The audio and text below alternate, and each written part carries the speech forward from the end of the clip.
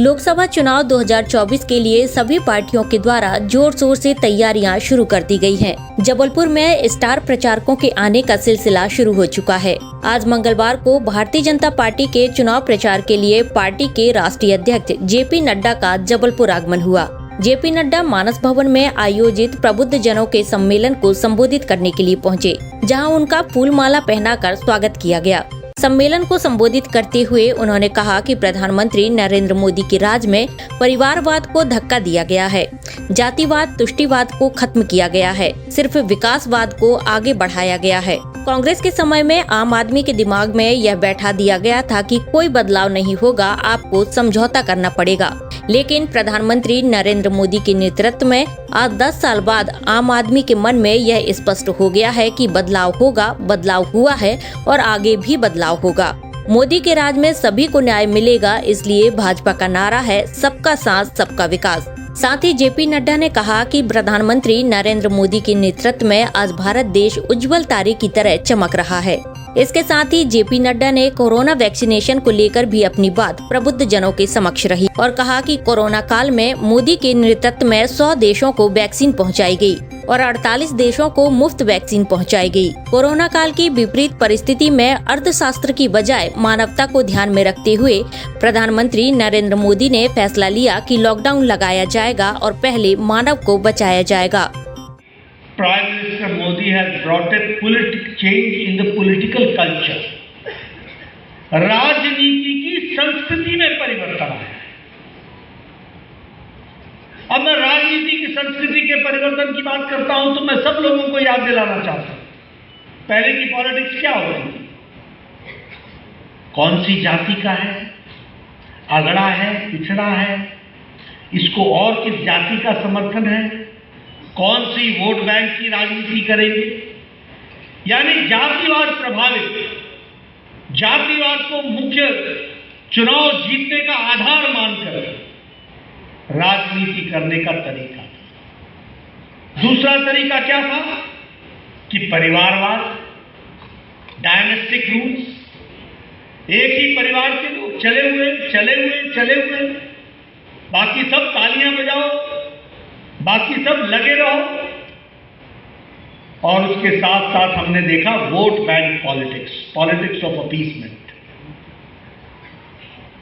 लोगों को अपील करके, तुष्टीकरण करके राजनीति करते थे। एक कार्यकर्ता के नाते आपसे अपील करने के लिए आया हूं कि आप भारतीय जनता पार्टी को अपना ही समर्थन नहीं बल्कि अपने व्यक्तित्व के पूरी योग्यता को उपयोग करते हुए समाज के ज़्यादा से ज़्यादा लोगों का आशीर्वाद भारतीय जनता पार्टी को मिले, यह निवेदन करने के लिए मैं आया हूँ। और जब मैं ये कहता हूँ तो सिर्फ कहने के लिए नहीं कहता, इसलिए कि वो मेरी पार्टी है, इसलिए नहीं कहता कि हमारी पार्टी को मजबूती मिले। मैं इसलिए कहता हूँ कि आज ये समय की आवश्यकता है, ये प्रासंगिकता है, ये समय की नज़ाकत है, ये समय को ध्यान में रखते हुए ये फैसला लेना एक देश के लिए आवश्यक है, ऐसा मैं मानता हूं। और मैं ही नहीं सिर्फ मानता, मुझे पूरा विश्वास है कि आप भी मानते हो। और जब मैं ये कहता हूं कि आप भी मानते होंगे तो इसके पीछे हमें कुछ समझना चाहिए। आप लोग भी राजनीति को लंबे समय से देख रहे हैं, आप लोगों ने भी राजनीति को लंबे समय से बहुत गहराई से देखा है, समझा है, जाना है। हम कैसी राजनीति में थे और हम कैसी मानसिकता में थे? हम ऐसी मानसिकता में थे या ऐसी मानसिकता में हमें पहुंचा दिया गया था जहां हमारे जहन में बैठ गया था कि अब कुछ नहीं बदलने वाला है, ये तो ऐसे ही चलेगा, हमें कोई बदलाव देखने को नहीं मिलेगा, हमें अब इसके साथ समझौता करना है। यानी एक साधारण मानवी के मन में यह बैठ गया था कि बदलाव नामुमकिन है और परिस्थिति से समझौता करना यही यथार्थ है। लेकिन आज 10 साल के मोदी जी के नेतृत्व के बाद आज साधारण मानवी के मन में ये ध्यान में आया है कि नहीं, बदल सकता है, बदला है और आगे बदलेंगे। इस तरीके की रुपए पर कैपिटा इनकम में इंक्रीज हुआ है 9 साल के अंदर। उसी तरीके से अगर मैं इलेक्ट्रॉनिक्स मैन्युफैक्चरिंग की बात करूं तो 500% हमारा प्रोडक्शन इलेक्ट्रिक प्रोडक्शन में हुआ है। और अगर हम इलेक्ट्रॉनिक एक्सपोर्ट्स की बात करें तो 70,000 करोड़ रुपए का एक्सपोर्ट आज भारत में हुआ है, भारत के द्वारा इलेक्ट्रॉनिक में हुआ है। आप लोगों के हाथ में मोबाइल है। 2014 में आप जब मोबाइल लेते थे तो उस पर लिखा रहता था made in China. 92% of the mobile वो विदेशों में बनते थे और हमारे यहाँ आते थे।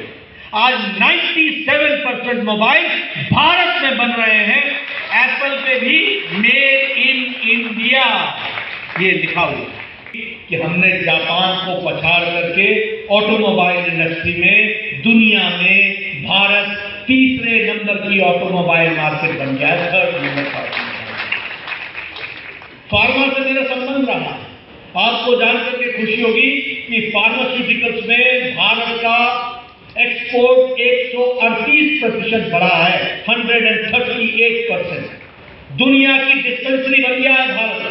सबसे सस्ती दवा और सबसे इफेक्टिव दवा कोई अगर दुनिया को दे रहा है तो वो भारत दे रहा है और मानवता की सेवा कर रहा है।